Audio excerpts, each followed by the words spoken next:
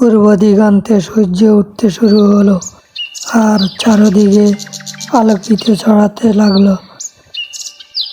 আর অন্যদিকে পাখিরা কিচিমিচি আওয়াজ দিতে লাগলো।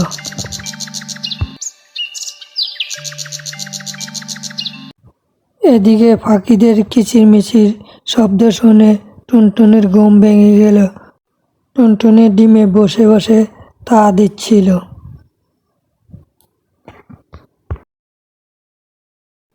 অন্যদিকে কাক তার খাবারের জন্য উড়ে বেড়াচ্ছিল। টুনটুনি পাখিটি ডিমের উপরে বসে সে ভাবছে সকাল সকাল সে খাবার খেয়ে আসবে, সেই জন্য সে খাবার খেতে উড়ে চলে গেল। আর এদিক দিয়ে কাক এসে একটি গাছের ডালে এসে বসলো। বসে কাক টুনটুনির বাসার দিকে তাকিয়ে দেখলো টুনটুনি বাসায় নেই, ডিমগুলো দেখা যাচ্ছে। তখন কাক চিন্তা করলো, এখনই সুযোগ আছে, আমি তার ডিমগুলো খেয়ে নিই। সেই বলে সেই কাকে টুনটুনির বাসায় চলে গেল।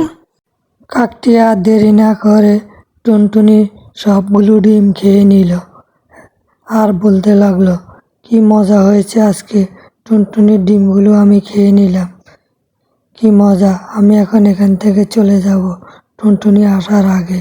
কিন্তু টুনটুনি এসে গেল আর কাক দৌড়িয়ে পালিয়ে গেল। তখন টুনটুনি তার বাসায় গিয়ে যেয়ে দেখে একটা ডিমও কাক রাখেনি, সবগুলো ডিম খেয়ে কাকটি পালিয়ে গেল।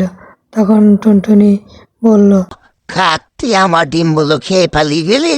আচ্ছা, দেখাবো মজা তোকে আমি।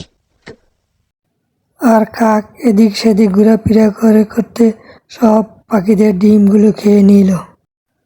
এবার টুনটুনি সব পাখিদেরকে ডেকে নিল, বলল, দেখ ফাজি কাকটি আমাদের বাসার সব ডিমগুলো খেয়ে নিয়েছে, আমরা এখন তার বিচার করব। সেজন্য ভাবতে লাগলো। টুনটুনি বলল, তোরা সবাই ভেবে দেখ কি করা যা, কাকের জন্য কি শাস্তি দেওয়া যা। হঠাৎ করে টুনটুনি বলল, আমার কাছে বুদ্ধি আছে, আমি কাককে শাস্তি দিব। আর টুনটুনি যে কথা সেই কাজ। টুনটুনি একটা পাখির বাসা বানিয়ে নিল, সেখানে কয়েকটি পাথর ঢেলে দিল, দিয়ে সে গাছের উপর রেখে দিল।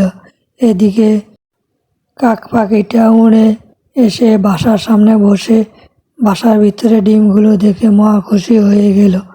আর কাক বলল, এই ডিম সবগুলো আমি খেয়ে নিব। এই কথা বলে কাক সব পাথরগুলো খেয়ে নিল আর খেয়ে সে সেখানে মরে গেল।